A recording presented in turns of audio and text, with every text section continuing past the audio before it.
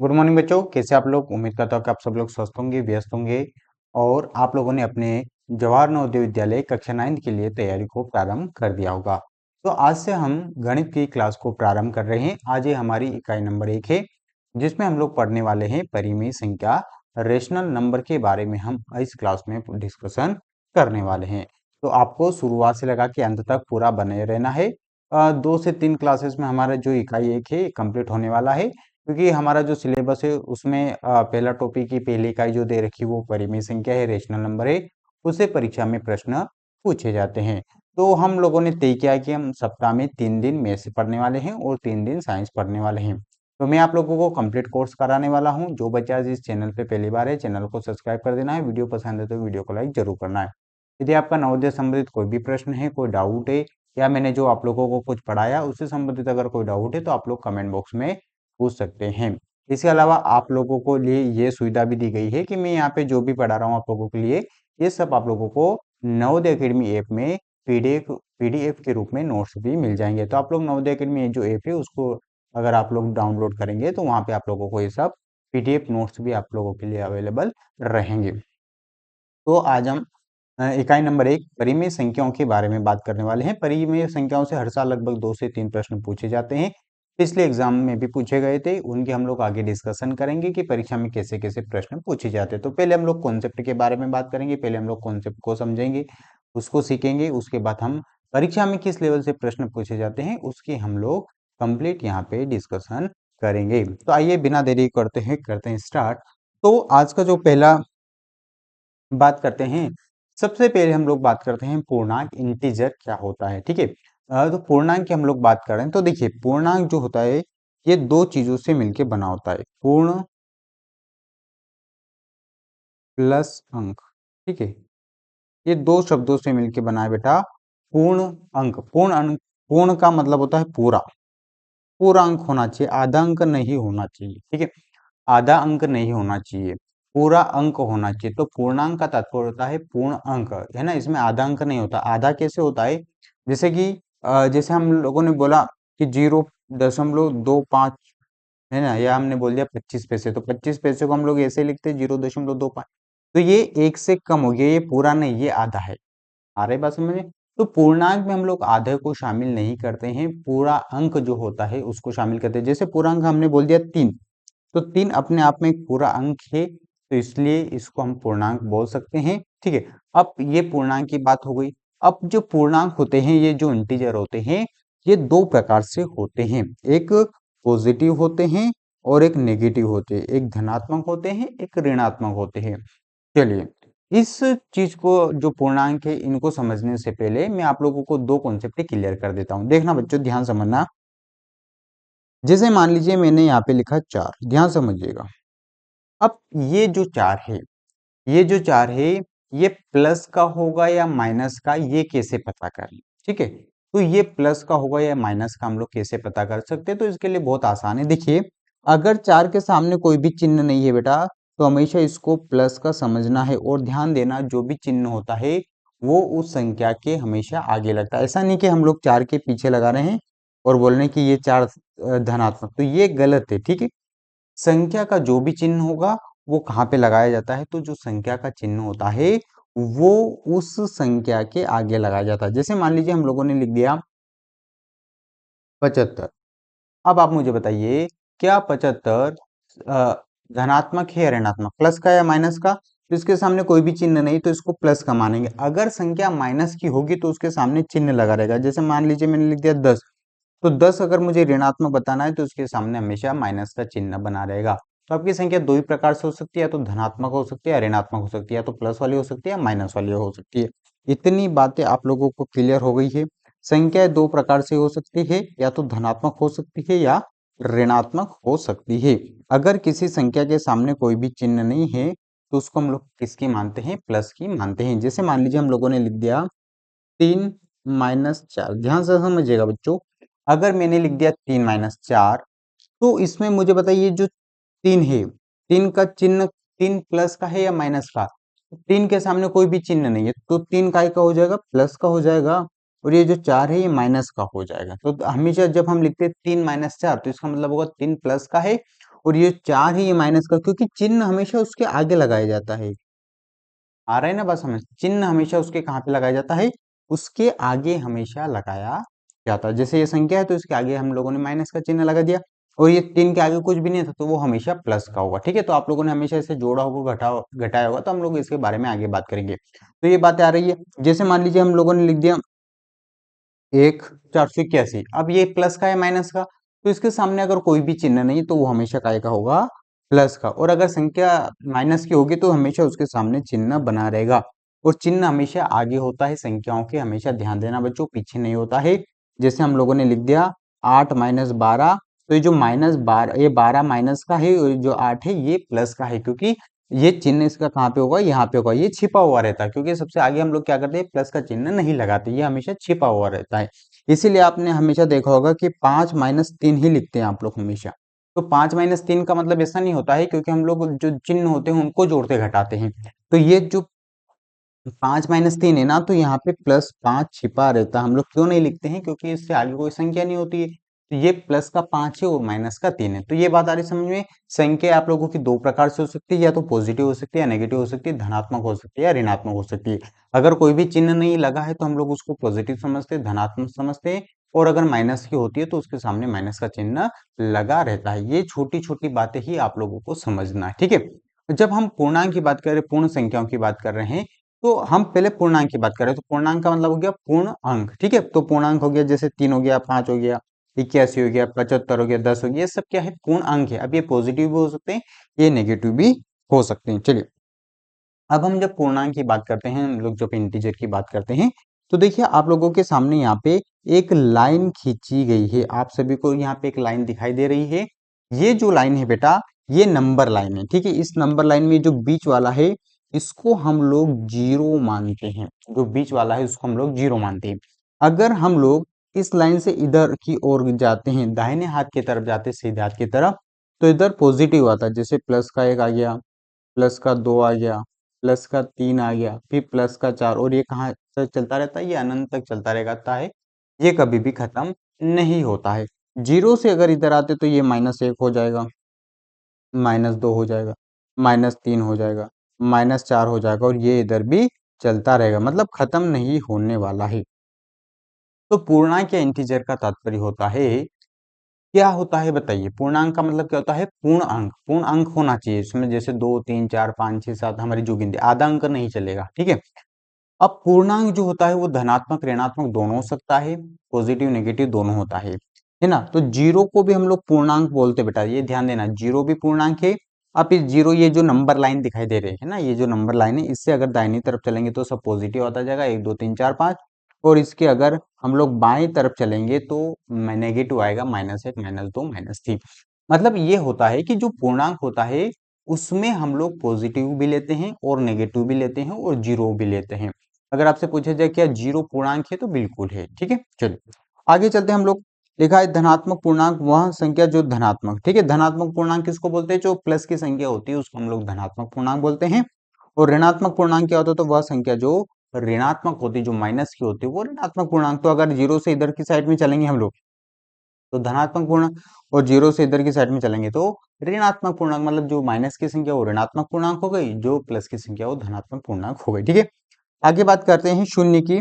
शून्य ना तो धनात्मक है और ना ऋणात्मक। ध्यान रखना, शून्य नेगेटिव पॉजिटिव नहीं होता है, शून्य केवल शून्य होता है ना। तो ये बहुत बार प्रश्न पूछा जाता है ना, ये आप लोगों को जनरल नॉलेज भी होना चाहिए कि जो शून्य होता है वो धनात्मक होता है ऋणात्मक। तो शून्य ना तो नेगेटिव होता है ना पॉजिटिव होता है। ठीक है, तो शून्य धनात्मक ऋणात्मक नहीं होता, लेकिन पूर्णांक होता है। ठीक है, चलें आगे। चलिए, अब हम चलते हैं आगे और बातों को समझते हैं, धनात्मक पूर्णांक और ऋणात्मक पूर्णांक। तो जैसे मैंने बता दिया, धनात्मक पूर्णांक में क्या रहता है, प्लस रहता है, जैसे +3, +81, +104। ऋणात्मक पूर्णांक जैसे -2, -15, -420, ये ऋणात्मक पूर्णांक होगा। तो ऋणात्मक धनात्मक पूर्णांक में क्या है, तो जो चिन्ह प्लस वाले होते हैं, जो संख्या प्लस वाली होती है वो धनात्मक पूर्णांक होती है, और जो माइनस वाली संख्या होती है वो ऋणात्मक पूर्णांक होती है। बस दोनों में इतना सा ही अंतर होता है। तो आप लोग मेरे साथ में नोट करते चलिएगा, है ना। हालांकि आप लोगों के लिए PDF नोट्स भी है, ठीक है, तो जो बच्चे अभी हम लोगों से जुड़े हैं चैनल को सब्सक्राइब कर लेना, वीडियो को लाइक जरूर करना। ठीक है बच्चों, ये सभी आप लोगों के लिए कंप्लीट कोर्स है, पूरा स्टेप बाय स्टेप हम लोग पूरा कंप्लीट कोर्स पढ़ने वाले हैं। बस आप लोगों को मेरे साथ में पूरा एंड तक जुड़े हुए रहना है। ठीक है, तो धनात्मक पूर्णांक हो गया, ऋणात्मक पूर्णांक हो गया, कॉन्सेप्ट आ गया आप लोगों को समझ में। धनात्मक पूर्णांक भी होता है, ऋणात्मक पूर्णांक भी होता है। जैसे मान लीजिए आप लोगों से पूछ लिया जाता है, विकल्प दे दिया जाएगा और पूछ लिया जाएगा कि इसमें पूर्णांक कौन है, तो उसमें आपको बताना पड़ेगा कि ये वाली संख्या पूर्णांक है। हो सकता है पूछ ले ऋणात्मक पूर्णांक कौन है, तो हम लोग उसमें बता देंगे कि ये वाली संख्या ऋणात्मक पूर्णांक। ठीक है, तो हो गया कॉन्सेप्ट क्लियर। चलिए आगे चलते हैं। तो देखिए हम लोगों को रेशनल नंबर पढ़ना है, परिमेय संख्या पढ़नी है, तो उससे पहले हम लोगों को कुछ बातें पढ़नी होगी। ठीक है, तो अभी हम लोगों ने क्या पढ़ा, तो अभी हम लोगों ने पूर्णांक पढ़ा। पूर्णांक पॉजिटिव भी हो सकता है, पूर्णांक नेगेटिव भी हो सकता है, जीरो भी पूर्णांक के अंतर्गत आता है। हालांकि जो जीरो होता है वो धनात्मक ऋणात्मक नहीं होता है। अब हम पढ़ेंगे बेटा पूर्ण संख्या होल नंबर क्या होता है। तो पूर्ण संख्या की बात करते हैं। देखिए परिमेय, हालांकि हमको पढ़ना है परिमेय संख्या, लेकिन परिमेय संख्या से पहले हम लोगों को बहुत सारी संख्याओं के बारे में नॉलेज होना चाहिए, बहुत सारी संख्याओं के बारे में पता होना चाहिए, तभी हम लोग पूर्ण संख्या के बारे में सॉरी परिमेय संख्या के बारे में बता सकते हैं। अब हम लोग बात करेंगे पूर्ण संख्याएं किसे कहते हैं। पूर्ण संख्याएं उसे कहते हैं जिसकी शुरुआत जीरो से होती है। जीरो, एक, दो, तीन, चार, और ये पूरा चलता रहेगा। कहां तक चलता रहेगा बेटा, ये पूरा अनंत तक चलता रहता है, इनफाइनाइट तक चलता रहता है। तो पूर्ण संख्या उन संख्याओं को कहते हैं जिनकी शुरुआत हमेशा जीरो से होती है। ठीक है, जिन संख्याओं की शुरुआत जीरो से होती है उसी को हम लोग पूर्ण संख्या कहते हैं, यानी कि पूर्ण संख्या में हम लोग जीरो को भी शामिल करते हैं। तो अगर आपसे बोल दिया जाए पूर्ण संख्या कैसे कहते हैं, तो पूर्ण संख्या उसको बोलते हैं जिसकी शुरुआत जीरो से होती है, फिर एक, दो, तीन, चार और अनंत तक चलता रहता है। इसमें पॉजिटिव संख्या शामिल है, याद रखना, इसमें नेगेटिव संख्या शामिल नहीं है ना, ये बात आ रही है आप लोगों को समझ में। इसमें नेगेटिव संख्या शामिल नहीं। ठीक है, तो पूर्ण संख्या, तो जैसे आपसे पूछा जाए क्या -3 पूर्ण संख्या है, तो ये नहीं है बेटा, क्योंकि ये नेगेटिव है। आ रहे हैं ना बस, क्योंकि पूर्ण संख्याओं की शुरुआत हम लोग कहां से कर रहे हैं, जीरो से कर रहे हैं। तो जीरो पूर्ण संख्या है, बिल्कुल है। कुछ 15 पूर्ण संख्या है, बिल्कुल है। 120 पूर्ण संख्या है, बिल्कुल है। जो भी प्लस वाली संख्या वो सब पूर्ण संख्या होगी। तो पूर्ण संख्या की जो शुरुआत होती है वो जीरो से होती है। इतनी बात आ गई आप लोगों को समझ में। जो पूर्ण संख्या होती है उसकी शुरुआत कहां से होती है, तो उसकी शुरुआत हमेशा जीरो से होती है, मतलब उसमें हम लोगों को जीरो भी लेना होता है। ठीक है, पूर्ण संख्या हो गया clear. Whole number, whole number में हम लोग जीरो से स्टार्ट करते हैं। जैसे अब पूर्ण संख्या की हम लोग बात करते हैं बेटा, ठीक है, तो पूर्ण संख्या जीरो, नेगेटिव को इसमें शामिल नहीं किया जाता, बस इतनी छोटी सी बात आप लोगों को ध्यान रखना। ठीक है, और ये एक, दो, तीन, चार, पाँच, छह, सात, आठ, नौ, 10 ये सब कुछ शामिल है। आगे जितनी जहां तक गिनती जाती है, क्योंकि गिनती तो खत्म ही नहीं होगी, इनफाइनाइट तक चलने वाली है। पूर्ण संख्या में सभी संख्याएं शामिल होगी, बस उसमें जीरो भी शामिल होती है। ठीक है, आगे जाके हम लोग जब प्राकृत संख्या के बारे में पढ़ेंगे तो और इसके बारे में क्लियर स्पष्ट हम लोग करने वाले हैं। ठीक है, चलिए अगला हम लोग पढ़ते हैं परिमेय संख्या, रेशनल नंबर। बहुत ज्यादा इंपॉर्टेंट, ये जो हमारा टॉपिक है इसी का सबसे महत्वपूर्ण जो भाग है वो रेशनल नंबर ही है, वो परिमेय संख्या ही है। तो परिमेय संख्या किसको बोला जाता है, तो आइए पढ़ते हैं हम लोग। तो ऐसी संख्या परिमेय संख्या कहलाती है जिसे P अपॉन क्यू के रूप में लिखा जा सकता है। मतलब P अपॉन क्यू का मतलब होता है बेटा भिन्न। देखिए P अपॉन क्यू के रूप में जिस भी संख्या को हम लोग लिख सकते हैं वो परिमेय संख्या होती है। ये बात आ रही है समझ में। ऐसी संख्या है जिसको हम लोग P अपॉन क्यू के रूप में लिख सकते हैं। P अपॉन क्यू का मतलब होगा, जैसे मान लीजिए मैंने लिख दिया 2/3, तो 2/3 तो 2P हो गया और Q क्या हो गया, 3 हो गया। तो 2/3 अगर हम लोग लिख सकते हैं तो ये परिमेय संख्या हो जाएगी। तो ऐसी जितनी भी संख्या है आपके गणित में जिसको हम P अपन Q के रूप में लिख सकते हैं वो परिमेय संख्या होती है। P और Q पूर्णांक है भैया, ठीक है। P और Q हमेशा पूर्णांक होना चाहिए, पूर्णांक के अलावा और नहीं होना चाहिए। तथा Q not equal to zero, इसका मतलब ये होता है कि कभी भी आप लोग ऐसा नहीं लिख सकते 2/0, क्योंकि यहाँ पे देख रहे P बराबर तो 2 हो गया लेकिन Q बराबर 0 हो गया। तो ये ध्यान रखना, कभी भी Q बराबर 0 नहीं होता है। Q बराबर 0 आप लोग नहीं लिखना, मतलब Q बराबर 0 नहीं होगा तभी जाके उस संख्या को हम लोग परिमेय संख्या कह सकते हैं। तो परिमेय संख्या किसको बोला जाता है, तो ऐसी संख्या जिसको हम लोग P अपन Q के रूप में लिख सकते हैं वो सभी संख्या दुनिया की परिमेय संख्या कहलाती है। ठीक है। और पी और क्यू क्या होना चाहिए बेटा, पूर्णांक होना चाहिए, मतलब ये नेगेटिव पॉजिटिव दोनों हो सकता है। जैसे कि एग्जांपल के लिए हम लोग बात करते हैं 6/7, तो 6/7 एक परिमेय संख्या होगा। -2/3, तो -2/3 भी एक परिमेय संख्या, एक रेशनल नंबर है। क्यों ऐसा नहीं समझना सर, इसमें माइनस आ गया, क्योंकि उसने बोला है पूर्णांक, और पूर्णांक में तो नेगेटिव पॉजिटिव दोनों शामिल है। तो -2/3 भी परिमेय संख्या है, 1/-5 भी परिमेय संख्या है। ठीक है, अब हम लोग बात करते हैं कि √25, क्या √25 भी एक परिमेय संख्या है? तो पहले आप मुझे बताइए, √25 जो है इसका मान क्या होता है, यानी कि जो 25 है ये किसका वर्ग है? तो ये 5 का वर्ग है, तो इसको हम लोग ऐसा लिख सकते हैं।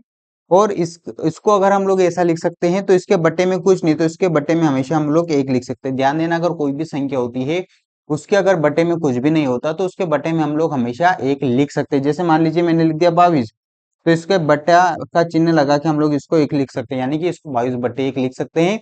उसी प्रकार रूट जो 25 होता है उसको हम लोग 5/1 लिख सकते हैं। इसलिए √25 भी बेटा एक परिमेय संख्या है, 5 भी एक परिमेय संख्या। जैसे यहाँ पे लिखा √49, तो √49 भी एक परिमेय संख्या, क्योंकि ये 7 का है, और 7 बटे क्या हो जाएगा 1, तो 7/1 हो जाएगा, तो ये भी एक परिमेय संख्या। क्या जीरो एक परिमेय संख्या है? बिल्कुल, जीरो भी एक परिमेय संख्या है, क्योंकि जीरो के अपोन में भी हम लोग 1 लिख सकते हैं। तो ये ध्यान देना, कभी भी नीचे केवल जीरो नहीं होगा तो संख्या जो भी होगी वो परिमेय संख्या होती है। तो परिमेय संख्या उसको बोलते हैं जो जिसको हम पी अपोन क्यू के रूप में लिख सकते हैं, वही हमारी परिमेय संख्या होती है। ठीक है, तो परिमेय संख्या में किसको, तो जीरो भी परिमेय संख्या है। ध्यान रखना, इंपोर्टेंट क्वेश्चन है, जीरो परिमेय संख्या है ना, 5 परिमेय संख्या है, √25 परिमेय संख्या है, या माइनस, जैसे मान लीजिए मैंने लिख दिया -6/9, तो भी परिमेय संख्या है, क्योंकि -9 उससे कोई फर्क नहीं पड़ता माइनस प्लस से, क्योंकि ये तो पूर्णांक है। माइनस, अभी हम लोगों ने बात की पूर्णांक में माइनस और पॉजिटिव दोनों शामिल है, तो पी और क्यू दोनों बस पूर्णांक होने चाहिए। और जैसे मान लीजिए हम लोगों ने लिख दिया 18, और आपसे पूछा है क्या परिमेय संख्या, तो आप बोलेंगे बिल्कुल परिमेय संख्या, रेशनल नंबर है। तो वो बोलेगा कि पी अपॉन क्यू के रूप में कहाँ है, तो हम लोग इसको बटे में 1 लिख देंगे, तो पी अपॉन क्यू के रूप में हो जाएगी। तो 18/1 भी क्या हो जाएगी, परिमेय संख्या हो जाएगी। तो परिमेय संख्या उसको बोला जाता है जो जिसको हम लोग पी अपॉन क्यू के रूप में लिख सकते हैं। और अगर संख्या के बटे में कुछ नहीं, तो हम लोग उसके बटे में 1 लिख सकते हैं, उसी को परिमेय संख्या, रेशनल नंबर कहा जाता है। ठीक है बच्चों, हो गया कॉन्सेप्ट क्लियर? चलें आगे, चलिए। तो दो संख्या हम लोगों ने पढ़ ली, एक पूर्ण संख्या पढ़ ली है और एक परिमेय संख्या पढ़ ली। अब हम लोग पढ़ते हैं प्राकृत संख्या, नेचुरल नंबर क्या होता है। तो देखिए, अभी हम लोगों ने पूर्ण संख्याओं के बारे में पढ़ा, तो पूर्ण संख्या की शुरुआत 0 से होती है। तो प्राकृत संख्या जो होती है, बस इसकी शुरुआत हमेशा 1 से होती है। 1 2 3 4 5, और ये कहां तक चलता रहता है, ये भी पूरा अनंत तक चलता रहता है। तो जो प्राकृत संख्या होती है, जो नेचुरल नंबर होता है, उसकी शुरुआत हमेशा 1 से होती है। ठीक है, और ध्यान रखना, एक तो प्राकृत संख्या हो गई और एक हो गई पूर्ण संख्या। बस ये दो संख्याओं को साथ में अगर आप लोग ध्यान रखेंगे, तो वो आपका जो अगर प्राकृत संख्या पूर्ण संख्या से कोई प्रश्न आएगा, तो आप लोग बहुत आसानी से बना सकते हो उसको। जैसे मैंने यहाँ पे बोला पूर्ण संख्या, तो पूर्ण संख्या की शुरुआत कहां से होती है बेटा, 0 से। 0 1 2 3 4, और ये भी पूरा कहां तक चलता रहता है, अनंत तक। तो ये दो कॉन्सेप्ट आप लोग समझ जाओ। प्राकृतिक संख्या मतलब नेचुरल नंबर, नेचुरल नंबर में कौन शामिल नहीं है, केवल 0, बाकी जितने भी प्राकृतिक संख्या वो सब पूर्ण संख्या है। जितनी भी प्राकृतिक संख्या वो सब पूर्ण संख्या है। लेकिन पूर्ण संख्या प्राकृतिक संख्या नहीं हो सकती, क्यों नहीं हो सकती, क्योंकि इसमें जीरो भी है ना। तो देखिए 1 2 3 4, तो 1 2 3 4 5 6, तो ये यहाँ पे भी मतलब सभी प्राकृतिक संख्या इस पूर्ण संख्या के अंदर है। बस प्राकृत संख्या और पूर्ण संख्या में इतना सा अंतर होता है कि प्राकृत संख्या जो नेचुरल नंबर होता है, उसकी शुरुआत हम लोग हमेशा 1 से करते हैं। जो पूर्ण संख्या होती है उसकी शुरुआत हम लोग 0 से करते हैं। बस इतनी छोटी सी बात का ध्यान रखना है। और ये सभी प्राकृतिक संख्या किसके अंदर है, इस पूर्ण संख्या के अंदर है। जितनी भी प्राकृतिक संख्या है, जितने भी नेचुरल नंबर है, वो सब इस पूर्ण संख्या के अंदर हैं। तो प्राकृत संख्या की शुरुआत हमेशा 1 से होती है, पूर्ण संख्या की हमेशा शुरुआत 0 से होती है। परिमेय संख्या किसको बोलते हैं, जिसको हम लोग पी अपन क्यू के रूप में लिख सकते हैं। तो हम 3 प्रकार की संख्याओं के बारे में पढ़ के आए, ठीक है। तो प्राकृत और पूर्ण संख्या दोनों जब आप लोग पढ़ते हैं, तो दोनों का जो ख्याल है वो आप लोगों को एक साथ में आना चाहिए, ताकि आप लोग अपना जो आंसर है वो बिल्कुल सही से दे सके। तो प्राकृत संख्या की शुरुआत हमेशा 1 से होती है, पूर्ण संख्या की हमेशा शुरुआत 0 से होती है। और जो भी प्राकृत संख्या रहेगी वो किसके अंदर शामिल है, वो पूर्ण संख्या के अंदर पहले से ही शामिल है। ठीक है, ये बात आ गई समझ में। चलिए आगे चलते हैं और कॉन्सेप्ट को हम लोग समझते हैं। अब एक महत्वपूर्ण संख्या आती है जिसको हम लोग बोलते हैं अभाज्य संख्या, प्राइम नंबर। ठीक है, तो अभाज्य संख्या या प्राइम नंबर किसको बोलते हैं, ध्यान समझिएगा। देखिए आप लोगों को जो सिलेबस है ना उसमें परिमेय संख्या है, लेकिन परिमेय संख्या पढ़ने से पहले हम लोगों को उसके आसपास की जितनी भी संख्या, जितने भी कॉन्सेप्ट है, पहले हम लोग वो पढ़ेंगे। ठीक है, वो अगर हम लोगों ने पढ़ लिए तो फिर हम लोग परिमेय संख्या को बहुत आसानी से पढ़ेंगे। ठीक है, तो अब हम लोग पढ़ते हैं अभाज्य संख्या, प्राइम नंबर किसको कहा जाता है। ठीक है, तो अभाज्य संख्या प्राइम नंबर किसको बोला जाता है, जिसके केवल दो गुणनखंड हो और जो स्वयं से विभाजित हो, उसी को हम लोग अभाज्य संख्या या प्राइम नंबर कहते हैं। अब ये क्या सिस्टम है कि केवल दो गुणनखंड हो या स्वयं से विभाजित हो, है ना। तो चलिए इसको हम लोग पूरा डिटेल में पढ़ते हैं, समझते हैं। देखना, अभाज्य संख्या की हम लोग बात करते हैं बेटा। तो जैसे मान लीजिए मैंने लिख दिया 7, आप लोग मुझे बता सकते हैं जो 7 है ये कौन कौन से पहाड़े में आता है, ये जो 7 है ये कौन कौन सी टेबल में आता है, आप लोग मुझे बताइए, जल्दी से बताइए। बताइए 7 कौन कौन से पहाड़े, मतलब 7 में 7 कौन कौन से पहाड़े में आता है। तो जो 7 है वो बेटा एक के पहाड़े में आता है और 7 के पहाड़े में आता है, इसके अलावा और किसी पहाड़े में आता है क्या, नहीं आता। ठीक है, चलिए 11 मुझे बताइए, 11 कौन कौन से पहाड़े में आता है, 11 कौन कौन सी टेबल में आता है, बताइए आप लोग। तो जो 11 है वो बेटा एक की टेबल में आता है और 11 की टेबल में आता है। ठीक है, अब आप लोग मुझे बताइए 13 कौन कौन सी टेबल में आता है, 13 कौन कौन सी टेबल में आता है, बताइए आप लोग। 13 कौन कौन सी टेबल में आता है, तो आप लोग बोलेंगे सर 13 एक की टेबल में और 13 की टेबल में आता है। तो आप लोग समझिए ये ऐसी संख्या है जो केवल एक के पहाड़े में आती है और स्वयं के पहाड़े में आती है। देखिए एक का जो टेबल होता है उसमें तो दुनिया की सभी संख्या आ जाएगी, है ना, क्योंकि एक की शुरुआत हम लोग 1 2 3 4 5 ऐसे करते तो उसमें तो दुनिया की सभी संख्या आ गई। और एक जो स्वयं के पहाड़े में, जैसे मान लीजिए मैंने बोला 7, तो 7 केवल एक और 7 के पहाड़े में, स्वयं के पहाड़े में आएगा 11, एक और 11 के पहाड़े में 13, तो एक तो इसके केवल दो गुणनखंड है, तो इसको हम लोग गुणनखंड बोलते हैं। जो ये जो 7 कौन कौन से पहाड़े में आता है इसको हम लोग गुणनखंड बोलते हैं। तो आप लोग देखिए इनके केवल दो ही गुणनखंड है ना, इनके केवल दो ही गुणनखंड। जैसे इसी प्रकार मैंने मान लीजिए लिख दिया 19, तो आप लोग बताइए 19 कौन कौन से पहाड़े में आप लोग नहीं मिलेगा, एक और 19 के पहाड़े में ही आता है 19, पूरे टेबल में केवल एक और 19 की टेबल में आएगा। तो इनके केवल दो ही गुणनखंड निकलते जाएंगे, एक तो एक हो गया और एक स्वयं संख्या हो गई। तो ऐसी संख्या को ही हम लोग अभाज्य संख्या कहते हैं जो किसी भी पहाड़े में नहीं आती है, स्वयं और एक के अलावा, एक और स्वयं के अलावा किसी और अन्य पहाड़े में नहीं आती है, उन सभी संख्याओं को अभाज्य संख्या या प्राइम नंबर कहते हैं। ठीक है, बस ये छोटी सी बात है। अब 1 से 100 तक कितनी अभाज्य संख्या होती है बेटा, तो 1 से के 100 तक 25 अभाज्य संख्या होती है। और आप लोगों को कम से कम 50 तक अभाज्य संख्या के बारे में पता होना चाहिए, है ना, कि 1 से 100 तक 25 टोटल अभाज्य संख्या की हम लोग बात कर रहे हैं कि 1 से 100 तक कितनी अभाज्य संख्या होती है, तो 1 से लगा के 100 तक 25 अभाज्य संख्या होती है। तो ये बात आ गई। दो गुणनखंड का मतलब ये हो गया कि वो केवल दो ही पहाड़े में आती है, एक तो एक के पहाड़े में और एक स्वयं के पहाड़े में। ठीक है, और स्वयं से विभाजित होती है। जैसे 7 है तो 7 से उसमें भाग जाएगा, 19 है तो 19 से भाग जाएगा। अब आप लोग क्या करिए, मैं यहाँ पे आप लोगों को अभाज्य संख्या लिख भी रहा हूं ताकि आप लोगों को याद करने में आसानी रहे। ठीक है, तो कुछ अभाज्य संख्या आपको पता होना चाहिए जो कि आगे कैलकुलेशन में हम लोग उपयोग करने वाले। ठीक है, तो आप लोगों को कम से कम 50 तक अभाज्य संख्या पता होना चाहिए। ठीक है, तो अभाज्य संख्या में शामिल होती है 2 से 2, 3, 5, 7, 11, 13, 17, 19, 23, 29, 31, 33, 41, 43 और 47। ठीक है, आगे भी है लेकिन आप लोगों को केवल ये 15 जो अभाज्य संख्या दिखाई दे रही है इनको आप लोगों को याद करना। ठीक है, 1 2 3 4 5 6 7 8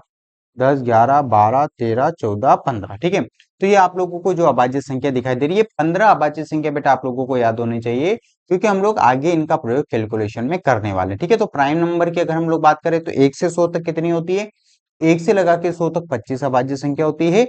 वो कौन कौन सी होती है वो मैंने यहाँ पे लिख दी, तो आप लोग भी इनको कॉपी में नोट कर लीजिएगा और ये याद कर लेना है। क्यों, क्योंकि इनकी हम लोगों को आवश्यकता पड़ेगी।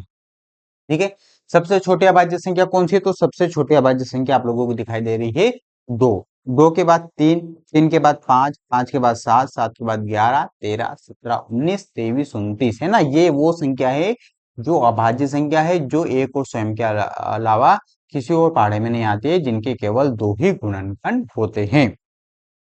तो इन संख्याओं को हम लोग क्या कहते हैं बेटा? इन संख्या को ही हम लोग अभाज्य संख्या कहते हैं। ठीक है, ये बात आ गई आप लोगों को समझ में। आसान चीजें, बहुत सरल सरल चीजें हम लोग पढ़ रहे हैं बहुत आसान तरीके से। ठीक है, तो अभाज्य संख्या, तो हम लोगों ने अभी तक चार संख्याओं के बारे में पढ़ा। एक पूर्ण संख्या होती है जो जिसकी शुरुआत जीरो से होती है, अनंत तक चलती है। प्राकृत संख्या जिसकी शुरुआत हमेशा एक से होती है। परिमेय संख्या जो पी अपन क्यू के रूप में होती है, लेकिन Q not equal to zero होना चाहिए। फिर हम लोगों ने पढ़ा प्राइम नंबर अभाज्य संख्या। तो अभाज्य संख्या प्राइम नंबर उसको बोलते हैं जो केवल एक या स्वयं के पाड़े में आते हैं, यानी कि जिसके केवल दो ही गुणनखंड होते हैं। ठीक है, और ये अभाज्य संख्या आप लोगों को 50 तक याद कर लेने। चले आगे, चलिए। तो कुछ महत्वपूर्ण तथ्य के बारे में हम लोग पढ़ लेते हैं, कुछ समझ लेते हैं, ध्यान समझना बेटा। पहला प्रश्न, पहला फैक्ट दे रखा है, प्रत्येक पूर्ण संख्या परिमेय संख्या। देखिए पूर्ण संख्या, तो पूर्ण संख्या की शुरुआत कहां से होती है? जीरो, एक, दो, तीन, और ये अनंत तक चलती रहती है। तो इसने बोला कि जो पूर्ण संख्या है, क्या ये परिमेय संख्या? बिल्कुल है, क्योंकि जीरो भी परिमेय संख्या है, एक भी परिमेय संख्या, दो, तीन भी, अब है ना परिमेय संख्या, क्योंकि इनके बटे में हम लोग क्या लिख सकते हैं? एक के बटे में एक लिख सकते हैं, दो के बटे में एक लिख सकते हैं, तीन के बटे में एक लिख सकते हैं। तो पी अपन क्यू के रूप में बन जाएगी, इसलिए क्या हो जाएगी? परिमेय संख्या हो जाएगी। तो ये बिल्कुल पहला वाला कथन बिल्कुल राइट है, प्रत्येक पूर्ण संख्या परिमेय संख्या होती है। ठीक है, दूसरा हम लोग बात करते हैं, प्रत्येक प्राकृत संख्या परिमेय संख्या होती है। बिल्कुल राइट है, तो प्राकृत संख्या की शुरुआत एक, दो, तीन यहाँ से होती है, और ये जैसे तीन है, तो क्या ये परिमेय संख्या? यस है, क्योंकि इसके बटे में हम लोग एक लिख सकते हैं। जैसे मान लीजिए दो है, इसके बटे में हम लोगों ने एक लिख दिया, तो ये सब परिमेय संख्या बनती जाएगी। तो क्या सभी प्राकृत संख्या, सभी पूर्ण संख्या परिमेय संख्या होती है? तो बिल्कुल राइट, सभी प्राकृत संख्या, सभी पूर्ण संख्याएं परिमेय संख्या होती हैं। ये ध्यान रखना आप लोग, जितनी भी प्राकृत संख्या, जितनी भी पूर्ण संख्या, वो सब परिमेय संख्या होती है। ठीक है, चलिए। किन्हीं भी दी गई दो परिमेय संख्याओं के बीच में अनेक परिमेय संख्या होती है। ठीक है, अगर आप लोगों को बोल दिया गया कि भैया दो और तीन के बीच में कितनी परिमेय संख्या होती है, तो दो और तीन के बीच में बहुत सारी परिमेय संख्या होती है, अनेक परिमेय संख्या होती है। ठीक है, ये बात आ गई आप समझ में। ये कैसे हम लोग निकालते हैं, हम लोग आगे बात करेंगे कि दो संख्याओं के बीच में हम लोग परिमेय संख्या कैसे निकालते हैं। तो किन्हीं भी दी गई दो परिमेय संख्याओं के बीच में अनेक परिमेय, तो आप लोग कॉपी में नोट करिए जाएगा, है ना, बहुत इंपॉर्टेंट सवाल है, बहुत महत्वपूर्ण कॉन्सेप्ट हम लोग यहाँ पे पढ़ रहे हैं। ठीक है, तो किन्हीं भी दी गई दो परिमेय संख्याओं के बीच में अनेक परिमेय संख्या होती है, बहुत सारी परिमेय संख्या होती है किन्हीं भी दो दी गई परिमेय संख्याओं के बीच में। जैसे दो और तीन, तो दो और तीन परिमेय संख्या है, तो इनके बीच में कितनी परिमेय संख्या? तो इनके बीच में बहुत सारी परिमेय संख्याएं होती है। ठीक है बच्चों, चलिए। तो आज की क्लास हम यहीं पे रखते हैं, है ना। अब आप लोगों से अगली क्लास में मुलाकात होगी। ठीक है, जो बच्चे चैनल पे आज पहली बार है, चैनल को सब्सक्राइब कर देना है, वीडियो पसंद है तो वीडियो को लाइक करना है। यदि आपका मैंने अभी आप लोगों को 3 से 4 टॉपिक पढ़ाए, उसमें अगर कोई समस्या है तो आप लोग कमेंट बॉक्स में पूछ सकते हैं। आप जो भी बच्चे इस क्लास को देख रहे हैं, जिनको लगातार क्लास चाहिए, वो अपना नाम जरूर लिख के मुझे भेजिएगा।